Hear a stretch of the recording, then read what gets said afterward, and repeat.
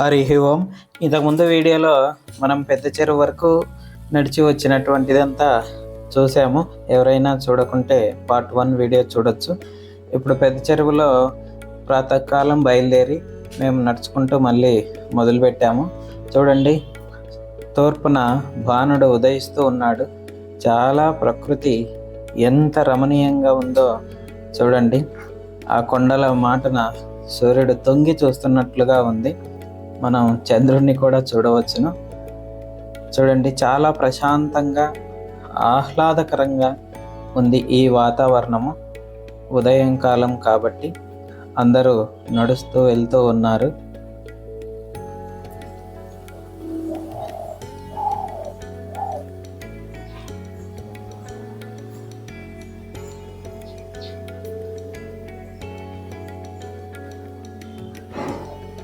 పెద్ద చెరువు దగ్గర బస చేసినటువంటి వాళ్ళందరూ మళ్ళీ వాళ్ళ యొక్క తిరుగు ప్రయాణం మొదలుపెట్టి ఉన్నారు.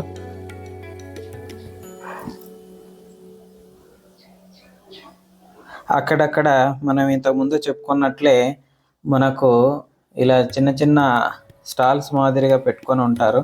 ఇక్కడ కాఫీ, టీ, చిత్రాన్నము, బొరుగులు ఇలాంటివి దొరుకుతాయి.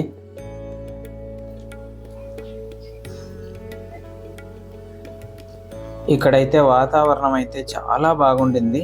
ఉదయం అయ్యేసరికి కొండ అంతా ప్రశాంతంగా మారి చాలా రమణీయంగా ఉండింది.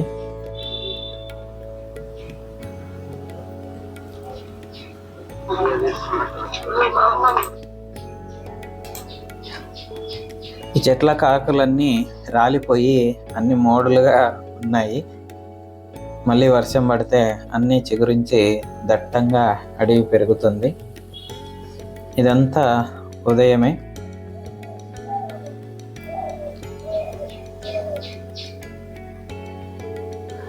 మనం పెద్ద చెరువు దాటి భైరవుని మెట్లు దాటి తర్వాత మఠం బావి అనేటువంటి ప్రాంతమును దాటి ప్రయాణిస్తూ వస్తూ ఉన్నాము. ఇక్కడ కూడా దారి పొడుగున సైన్ బోర్డ్స్ ఉంటాయి, చూసుకొని జాగ్రత్తగా వెళ్ళవచ్చు. ఇక్కడ దారి పెద్ద చెరువు దాటిన తర్వాత అంతగా బాగుండదు. అన్నీ ఎక్కడము దిగడము, తర్వాత కింద రాళ్ళు అలాగా ఉంటుంది. ఈ ప్రాంతంలో మనకి ఎక్కడా నీరు దొరకదు. కాబట్టి మనం కంపల్సరిగా 2 లీటర్ల నీరును క్యారీ చేయాల్సిన అవసరం ఎంతైనా ఉంటుంది. మఠం బావి అనేటువంటి ప్రాంతము పూర్వం ఇక్కడ ఒక మఠం ఉండిందంట. ఈ దారిలో రాకపోకలు చేసేటువంటి వాళ్ళు అక్కడ విశ్రాంతి తీసుకొని భోజనాది కార్యక్రమములు స్వీయ పాకం చేసుకొని తిని మళ్ళీ మొదలు పెట్టేవాళ్ళంట. ఆ తర్వాత శ్రీశైలము పూజారులకు సంబంధించినటువంటి వాళ్ళు కూడా ఈ దారిలో వచ్చి పోయేటువంటి వాళ్ళు అంట. అది ఇప్పుడు కనుమరుగయ్యింది. దాని ఆనవాళ్ళు ఏం కనపడదు, కానీ ఒక పురాతనమైనటువంటి బావి కనపడుతుంది. అక్కడ కొన్ని శిథిలాలు కనపడతాయి. అది మఠం బావి అని మనం భావించవచ్చును. చూడండి, కొండ అంతా ఎంత ప్రశాంతంగా ఉందో.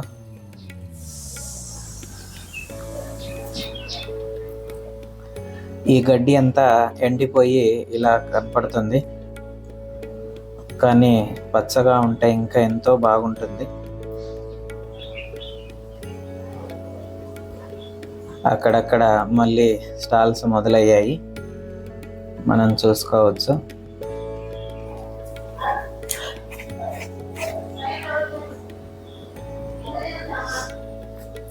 ఇది కోర్కెల కోన అని అంటారు ఈ ప్రాంతాన్ని. కోర్కెల కోన దాటి వచ్చాము. ఇక్కడ జొన్న రొట్టెలు కూడా అమ్ముతూ ఉన్నారు, చూడొచ్చు. మేమైతే ఈ జొన్న రొట్టెలు తిన్నాము. ఈ ప్రాంతం చాలా బాగుంటుంది. ఇది ఒక ఏటవాలైనటువంటి ప్రాంతము. చూడండి, సూర్యుడు ఇప్పుడే ఉదయిస్తున్నాడు. ఇంతవరకు మబ్బుగా ఉన్నటువంటి వాళ్ళు మనం ఒక క్షణంలో చాలా వెలుతురు వచ్చింది. ఆ కొండ దాటుతానే సూర్యుడు తన యొక్క ప్రతాపాన్ని చూపించి చాలా వెలుగును ప్రసరించాడు. ఇక్కడ రొట్టెలు కూడా అమ్ముతున్నారు. మేము రొట్టెలు తిన్నాము.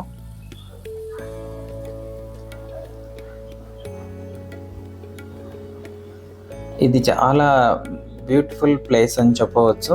అంతా ఒక కొండ, రాయి, ఏటవాలుగా ఉంటుంది. చాలా బాగుంటుంది.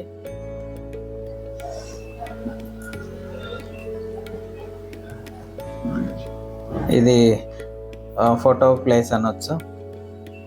ఆ తర్వాత మళ్ళీ మొదలయ్యి మళ్ళీ మేము స్టార్ట్ చేసాము. అలాగే నడుచుకుంటూ వస్తూ మళ్ళీ స్టాల్స్ మొదలయ్యాయి. ఈ ప్రాంతాన్ని సీతమ్మ బావి అంటారు. మన మార్గ మధ్యంలో నుంచి ఎడమ భాగమున ఒక 15-20 మీటర్లు ఎడమ సైడ్ నడిస్తే చిన్న రోడ్లో చాలా జాగ్రత్తగా నడవాలి. ఇక్కడ ఎందుకో పెద్ద గుంత తవ్వినారు కాబట్టి చూసుకొని నడవాలి. చాలా మెయిన్ దారికి చాలా దగ్గరగా ఉంటుంది ఈ సీతమ్మ బావి. ఈ సీతమ్మ బావిలో చాలా నీళ్ళు ఉంటుంది శివరాత్రి కన్నా ముందు. కానీ శివరాత్రి మొదలయ్యేసరికి అక్కడ ఉన్నటువంటి అంగళ్ళ వాళ్ళందరూ ఆ నీళ్ళే వాడి చాలా తగ్గిపోతాయి.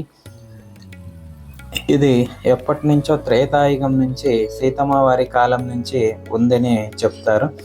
ఇదే బావులు, ఇదే తరహా నిర్మించినటువంటి బావులు మనము ఈ ప్రయాణంలో 3 చూడవచ్చు. ఒకటి వెంకటాపురం గ్రామంలో, 2 పెద్ద చెరువులో, 3 ఈ సీతమ్మ బావి. సేమ్ టు సేమ్ డిటో ఉంటాయి, మనం దర్శించవచ్చు. ఇక్కడ సీతమ్మ వారు ఉన్నారని, ఆమె అవసరాల నిమిత్తము బావి తవ్వారని ఒక ప్రతీతి. ఇక్కడ మనం కొంచెం ముందుకు వెళ్ళి మళ్ళీ మెయిన్ రోడ్లో కలిస్తే మళ్ళీ ఇక్కడ సీతమ్మ వారి నిలువెత్తి విగ్రహం కనిపిస్తుంది. ఈ అమ్మవారు ఇక్కడే ఉంటారు. సీతమ్మ విగ్రహాన్ని కూడా, ఆ మూర్తిని కూడా దర్శించండి. అమ్మవారు చాలా బూడిపోయారు, కిందికి వెళ్ళారు. చాలా హైట్ ఉండేవాళ్ళంట ఇంతకుముందు. ఇక్కడ దోశ, తర్వాత అన్ని టిఫిన్ ఐటమ్స్ అన్నీ అమ్ముతూ ఉన్నారు. కావలసిన వాళ్ళు తీసుకొని వచ్చును. ఇది పూర్వం చెప్పుకున్నట్లు నూనె వస్తువులు కాబట్టి జాగ్రత్త పడండి. ఇక్కడ నీళ్లు కూడా అమ్ముతూ ఉంటారు. లీటర్ 20 రూపాయలు అలాగా. ఆ సీతమ్మ బావిలో నుంచి నీరు తీసుకొని వచ్చి వాళ్ళు అమ్ముతూ ఉంటారు. ఇంకొంతమంది భీముని కొలని నుంచి నీళ్లు మోసుకొని వచ్చి ఇలా మార్గ మధ్యంలో పెట్టుకొని అమ్ముతూ ఉంటారు. 20 రూపాయలు లీటర్ అలాగా. ఈ కొండను కచ్చుల కోన అంటారు. ఈ కొండ అంతా కచ్చులుగా ఉంటుంది. ఇది పూర్వం ఇంకా కత్తుల్లాగా ఉన్నాయి అన్నట్లు చెప్తూ దీన్ని కత్తుల కోన అని కూడా అంటారు. కానీ ఇది కచ్చులు ఉన్నది కాబట్టి కచ్చుల కోన అని అనవచ్చు. ఇక్కడ నునుపుదేరినటువంటి చాలా రాళ్ళు పైకి వచ్చినట్లు ఉంటాయి భూమిలో నుంచి. ఇలా చూస్తే ఇలా ఉంటుంది. చెప్పులు లేకుండా నడిస్తే అరికాళ్ళల్లో అవి కోస్తాయి. అందుకు దీన్ని కత్తుల కోన అని మనం పిలుస్తూ ఉన్నాము. ఈ కచ్చుల కోనలో జాగ్రత్తగా నడవాలి. మన యొక్క చెప్పులు కూడా విరిగిపోయేటువంటి అవకాశం ఉంటుంది. ఆ కచ్చుల కోన మళ్ళీ నడుచుకుంటూ వెళ్తూ ఉంటే ఇలా విశాలమైనటువంటి మైదాన భూమి కలిగినటువంటి రోడ్డు మళ్ళీ మొదలవుతుంది. ఇక్కడికి ఏ వెహికల్స్ కానీ ఏమీ కానీ రాలేవు, నడుచుకుంటూ వచ్చేవాళ్ళు తప్ప. ఎందుకు అంటే ఇదంతా కొండ ప్రాంతము, ఎత్తైనటువంటి కొండ ప్రాంతము. ఈ లోయనే భీముని కొలను అని అంటారు. ఇక్కడి నుంచి చూస్తే ఎంతో రమణీయంగా ఉంటుంది. కోతులన్నీ చూడండి, కొండముచ్చులు ఎలా కూర్చున్నాయి, లైన్గా చాలా అందంగా కూర్చున్నాయి. ఈ ప్రాంతాన్నే భీముని కొలను అని అంటారు. ఇది 2 కొండల మధ్యన చీలినటువంటి పాయ.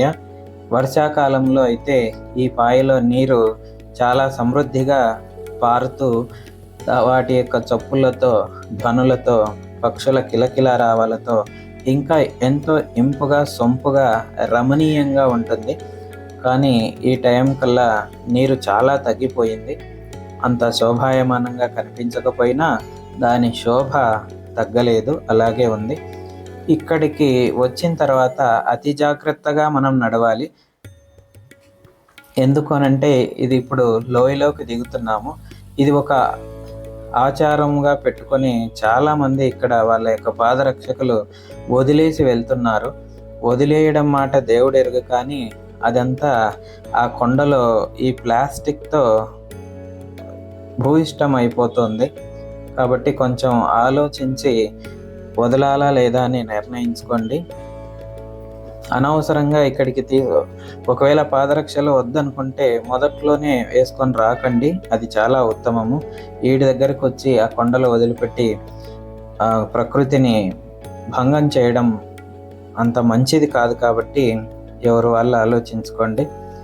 తర్వాత ఈ ప్లేసు, ఈ విశాలమైనటువంటి మైదానాన్నే భీముని కొలను అని అంటారు. ఇక్కడ అనేక రకాల దారులు ఉన్నాయి దిగడానికి. మెయిన్ దారి అయితే ఒక 2 కిలోమీటర్ల చుట్టి రావాలి, కొండ చుట్టూ తిరిగి కిందికి రావాల్సి వస్తుంది. కానీ ఆ 2 కిలోమీటర్లు నడవడం ఎందుకు అని అడ్డదారిలో ఇలా కిందికి దిగుతూ ఉంటారు కొండలో. ఇది చాలా ఏటవాలుగా ఉంటుంది.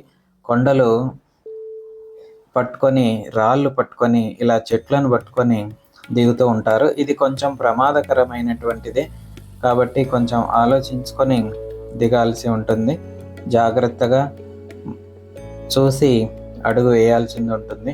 ఒక్కరు పైనుంచి జారారు అంటే వాళ్ళను తగిలి కింది నుంచి ఉన్నటువంటి వాళ్ళ అందరూ కింద పడేటువంటి అవకాశం ఉంటుంది. కాబట్టి ఈ ఏటవాలుగా ఉన్నటువంటి ప్రాంతంలో నడిచేటప్పుడు అతి జాగ్రత్తగా జారకుండా ఊతాన్ని ఏర్పరచుకొని అతి నిదానంగా నెమ్మదిగా నడిస్తే చాలా మంచిది. ఇది భీముని కొలను ప్రాంతము. ఇక్కడ పాండవులు వచ్చినప్పుడు వారి యొక్క నీటి అవసరాల నిమిత్తము భీముడు గదతో మోదగా ఇక్కడ గద ఆకారంలో వెలిసినటువంటి ఈ కొలనును భీముని కొలను అని ప్రాంతీయంగా చెప్పబడుతోంది. ఇది 2 కొండల చీలిక, చాలా రమ్యంగా ఉంటుంది. చూడవచ్చు, చూడండి ఎలా దిగుతున్నారో అక్కడ. అది అంత సేఫ్ మార్గం కాదు, ఇంకొక దారి మెట్ల మార్గం ఉంది, అక్కడి నుంచి దిగి రావచ్చు.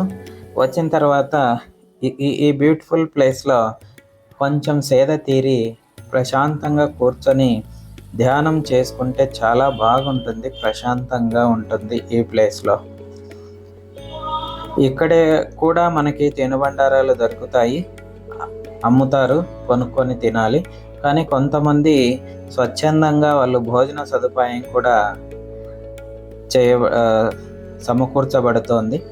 అది లిమిటెడ్గా ఉంటుంది, ఎందుకంటే బండారాలన్నీ మోసుకొని తీసుకొని ఈ ప్రాంతానికి రావాల్సింది. కాబట్టి మేము కూడా అందరం కూర్చున్నాము. ఇక్కడ ప్రశాంతంగా ఉంది, కాసేపు విశ్రమించుతున్నాము. ఇక్కడ కొలనులో నీళ్లు ఉన్నాయి, కానీ అవి అంతగా బాగలేవు. అయినా ఆ వాటర్లోనే అందరూ స్నానాలు కూడా చేస్తున్నారు, అది అంత మంచిది కాదు. ఇంకా ఈ ప్రాంతంలో ఉన్నటువంటి వన్యమృగాలకి అది తాగునీటి ప్రాంతము. కాబట్టి మనం స్నానం చేయకుండా ఆ నీటిని భ్రష్టత్వం చెందింపకుండా ఉంటేనే మంచిది. ఎందుకంటే ఆ మూగ జీవాలకు ఈ నీరే త్రాగడానికి ఆధారం. కాబట్టి ఇక్కడ బాధాకరమైనటువంటి విషయం ఏంటంటే, ఇంత మంచి వాతావరణం, ఇంత ప్రకృతి అందమైనటువంటి ప్లేస్లో మనం చూస్తే ఎక్కడ చూసినా ప్లాస్టిక్ ప్లాస్టిక్ ప్లాస్టిక్ కనపడుతుంది. ఎవరికి వారు జాగ్రత్త పడి వారి యొక్క ప్లాస్టిక్ వస్తువులను వారి బ్యాగుల్లోనే పెట్టుకొని కొండ ఎక్కిన తర్వాత మళ్ళీ ఎక్కడన్నా చెత్త కుండీలో పారేస్తే చాలా బాగుంటుంది. ఎందుకంటే ఈ ప్రాంతం చాలా అందంగా ఉంది, దాని అందాన్ని అలాగే నిలబెట్టవలసిన బాధ్యత ప్రతి ఒక్కరిది, వెళ్ళిన వారిది. ఇక్కడ భీముడి యొక్క ప్రతిమ కూడా మనకి కనపడుతుంది. ఇక్కడ చూడండి, భీముడు ఎంత ప్రశాంతంగా హాయిగా ఉన్నట్లు ఉంటుంది. ఇది భీముని కొలను కాబట్టి భీముని మూర్తిని ప్రతిష్ఠ చేయించడం జరిగింది. ఇక్కడే మనకి శివలింగము, నందీశ్వరులు కూడా ఉంటారు. నందీశ్వరుల వారు శివలింగం కూడా ఉంటుంది. రాత్రి నడిచేటువంటి వాళ్ళు ఈ ప్రాంతంలో చాలామంది సేద తీరుతారు. ఈ శివరాత్రి, ఉగాది పర్వదినం కారణంగా వచ్చేటువంటి భక్తులు ఇక్కడ సేద తీరవచ్చును. ఇక్కడ నీటి సదుపాయము ఇతరత్ర తినుబండారాలు దొరుకుతాయి కాబట్టి ఇక్కడైనా కూడా బస చేయవచ్చును. ఆ తర్వాత మళ్ళీ మళ్ళీ కొండను ఎక్కాల్సి వస్తుంది. ఇక్కడి నుంచి సుమారు 2 కిలోమీటర్లు పర్వతారోహణం చేయాల్సింది. ఇది నిటారుగా ఉన్నటువంటి మెట్ల మార్గము. ఇది మొత్తం ప్రయాణంలో చాలా నిటారుగా ఉన్నటువంటి మెట్ల ప్రయాణం ఏదైనా ఉంది లేదా క్లిష్టమైనటువంటి ప్రయాణం ఏదైనా ఉంది అనంటే ఈ రిక్త మార్గమే. ఇక్కడ ఇది ఏటవాలుగా ఉంటుంది, అన్ని మెట్లే ఉంటుంది కాబట్టి నిదానంగా చూసుకొని నడవాల్సిన అవసరం ఎంతైనా ఉంది. ఇక్కడ మనకి అక్కడక్కడ విడిది ప్రాంతాలు కూడా పురాతన కాలంలో కట్టబడినవి ఉన్నాయి. ఈ ప్రాంతం అంతా నడుచుకుంటూ వస్తే ఇంకా మనకు కైలాస ద్వారం అనేటువంటి ప్లేస్ వస్తుంది. ఈ పర్వతమును చుక్కల పర్వతము అని అంటారు. ఇది పురాణాల్లో కూడా ప్రస్తావించడం జరిగింది. పేరుకు తగ్గట్టే ఇది ఎంతో ఎత్తైనటువంటి పర్వతము. మనం భీమునికొల నుంచి చూస్తే 2 కిలోమీటర్ల పర్యంతం పైకి ఎక్కాల్సి ఉంటుంది. కాబట్టి ఇది నిజంగా చుక్కలు చూపించే పర్వతం, చుక్కల పర్వతం. దాన్ని అధిరోహించి వచ్చిన తర్వాత మనకి ఇక్కడ కైలాస ద్వార అనేటువంటి ఒక భవనం కనపడుతుంది. ఈ ప్లేస్కి వచ్చి ఈ నందీశ్వరుణ్ణి, ఈ శివుణ్ణి చూసే వరకు మనలో ఉన్నటువంటి శరీర బాధలన్నీ శ్రమించిపోయి మనకి ఎంతో మళ్ళీ తిరిగి శక్తి వస్తుంది, చాలా ఆనందం వేస్తుంది. మనము సాధించాము అనేటువంటి ఒక ఉన్నతమైనటువంటి మనలో మనకి భావం కలుగుతుంది. ఇక్కడ పరమశివుణ్ణి భక్తితో మొక్కినప్పుడు ఆ శివుడి యొక్క దయతో అందరూ ఇంత రిక్తమైనటువంటి మార్గాన్ని కూడా ఛేదించి వచ్చేస్తూ ఉన్నారు ఎవరి వారి భక్తుల అనుసారంగా. ఈ ప్రాంతము కైలాసద్వార ప్రాంతము. ఇక్కడ అన్ని సదుపాయాలు మనకి కల్పించడం జరిగింది. స్వచ్ఛంద సంస్థలు, భక్తులు, తర్వాత దేవస్థానం వారిచే ఇక్కడ విశ్రాంతి, తాత్కాలిక వసతి కూడా పెట్టడం జరిగింది. ఇక్కడ మనకి తినుబండారం దొరుకుతుంది. తర్వాత స్టాల్స్ కూడా ఉంటాయి. ఇక్కడ ఏది కావాలన్నా దొరుకుతుంది. ఇక్కడ కాసేపు విశ్రాంతి తీసుకొని మళ్ళీ నడవవచ్చు. ఇక్కడ కొన్ని హోటల్స్ కూడా ఉన్నాయి. కావలసిన వాళ్ళు ఇక్కడైనా తీసుకొనవచ్చు. ఈ ప్రాంతం కైలాస ద్వారం అని అంటాము. ఇక్కడి నుంచి ఒక 3 నుంచి 3.5-4 కిలోమీటర్లు నడిస్తే హటకేశ్వరం అనేటువంటి ప్రాంతం వస్తుంది. ఇది హటకేశ్వరము సంతాన త్రిఫల వృక్షము. అది ఇక్కడ కోర్కెలు తీరుతాయని నమ్మకం. హటకేశ్వరంలో స్వామివారిని దర్శించి మళ్ళీ కొండ మార్గములో మొదలుడి కొంచెం ఒక 3/4 కిలోమీటర్ దాకా నడిస్తే మనకి ఇలాంటి ప్లేస్ వస్తుంది. ఆ రోడ్డు మార్గంలో వస్తే నెక్స్ట్ వచ్చేటువంటి ప్లేసు మన కోసం సాక్షిగా ఉండాల్సినటువంటి వ్యక్తిగా కూర్చున్నటువంటి సాక్షి గణపతి స్వామి ఆలయం వస్తుంది. ఈ సాక్షి గణపతి స్వామి ఆలయంను దర్శించుకొని మళ్ళీ మొదలు చేయాలి మన ప్రయాణాన్ని. చూడండి, ఇది చాలా భక్తులతో రద్దీగా ఉంటుంది, కానీ దర్శనం చాలా త్వరగా అవుతుంది. కాబట్టి స్వామిని దర్శించుకొని ఆయన అనుగ్రహం పొందవలసిందిగా తెలియజేయడం జరిగింది. ఇక్కడ శ్రీశైలం వచ్చేటువంటి వాళ్ళను వచ్చారు అని స్వామి సాక్షిగా ఉండి శివపార్వతులకు తెలియజేస్తాడంట. అందుకు ఇక్కడ స్వామివారిని సాక్షి గణపతి అని అంటారు. అదే ప్రాంతం నుంచి మళ్ళీ 3 కిలోమీటర్ల దాకా నడిస్తే ఇలా వస్తాము. ఇది భూచక్రగడ్డ అని మనం శ్రీశైల ఈ ప్రాంతంలో దొరుకుతుంది, కానీ ఇది నిజానికి భూచక్రగడ్డ కాదు, కాబట్టి దీన్ని తీసుకోకండి. ఇప్పుడు మనము చివరి నడక దారి అయినటువంటి ఈ మెట్ల మార్గము మళ్ళీ వస్తుంది. ఇది అంతా కొండ దిగేటువంటిది. సునాయాసంగా మనం దిగవచ్చును ఈ ప్రాంతంలో నుంచి. ఇక్కడ దిగినాము అని అంటే ఇంకా శ్రీశైలము మనం వచ్చినట్టే, ఆ శివుని యొక్క సాన్నిధ్యం మనకు దొరికినట్లే. ఈ ఇంత నడిచినప్పుడు మనకి చాలా గొప్ప భావన కలుగుతుంది. మనము ఇంత కష్టపడి వచ్చినటువంటి ప్రయాణానికి ఇదిగో కళ్ళ ముందే కనపడుతున్నటువంటి ఆ శివపార్వతుల దర్శన భాగ్యము. అక్కడి నుంచి నేరుగా మనం నడుచుకుంటూ వస్తే ఇక్కడ వెహికల్స్ కోసం పార్కింగ్ ఏర్పాటు చేయబడినటువంటి ప్లేస్ వస్తుంది. ఆ ప్లేస్లో నుంచి మనం మెయిన్ రోడ్లో కలవవచ్చును. ఇక్కడి నుంచి మనం ఎలా కావాలంటే అలా వెళ్ళవచ్చును. ఏదైనా రూమ్ తీసుకొని ఉన్నట్లయితే ఆ రూమ్ దగ్గరికి. కానీ చాలామంది ధూళి దర్శనం అనేటువంటి ఒక ప్రత్యేకత శ్రీశైల దర్శనానికి ఉంది కాబట్టి డైరెక్ట్గా అదే వస్త్రములతో స్నానము లేకుండా అట్లానే వెళ్తారు. దాన్ని ధూళి దర్శనము అని చెప్తారు. అలా అయినా వెళ్ళవచ్చును. ఎవరి యొక్క సౌకర్యాన్ని బట్టి వాళ్ళు వెళ్ళవచ్చు. ఈ మార్గం నుంచి ఇలాగే ముందుకు వెళితే మన శ్రీశైల క్షేత్ర పాలకుడు శ్రీ వీరభద్రస్వామి ఆలయం వస్తుంది. ఆయనకు నమస్కరించుకోండి. శ్రీశైల దర్శన విధి అనేటువంటి దాంట్లో మనకి నందీశ్వరులు నంది సర్కిల్ దగ్గర ఉంటారు. ఆ నందీశ్వరుని ముందు అనుజ్ఞ తీసుకొని తర్వాత శ్రీశైల గ్రామ దేవత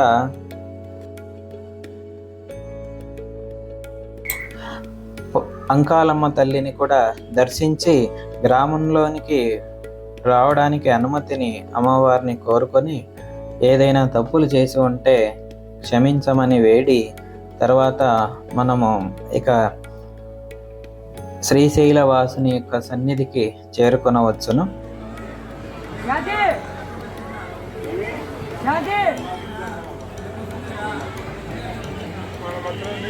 మనకు అంకాలమ్మ ఇట్లా పుణ్యక్షేత్రం అనేది బాబు ఇంటి అంకాలమ్మ.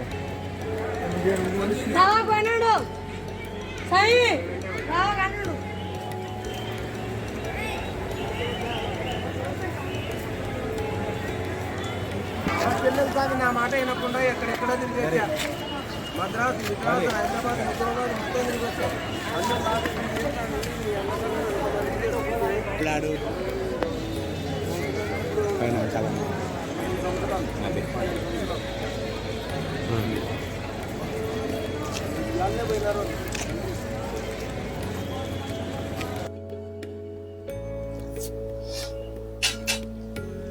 చూడండి, బయలు వీరభద్ర స్వామి అని చెప్తారు.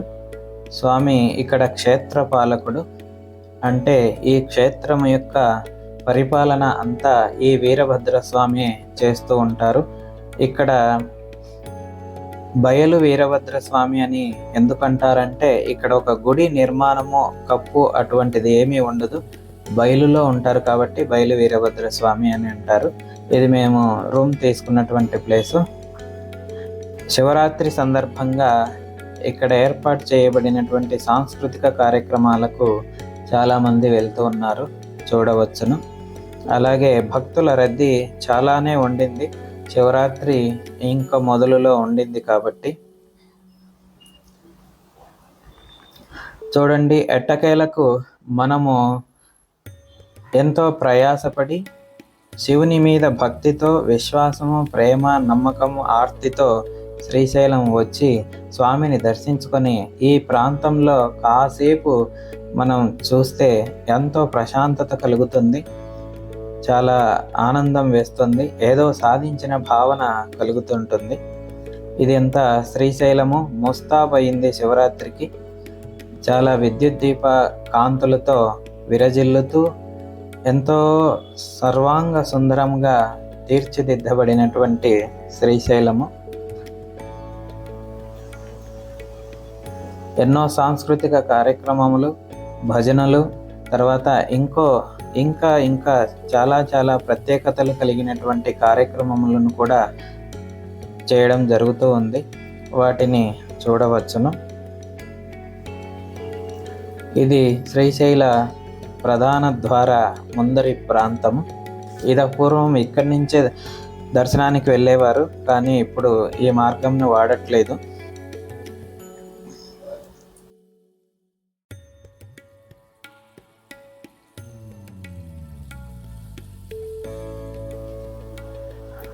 స్వామివారి రథము శివరాత్రికి రథోత్సవం చేయబడుతుంది కదా, సిద్ధంగా ఉంది. ఇది ఒక మండపము.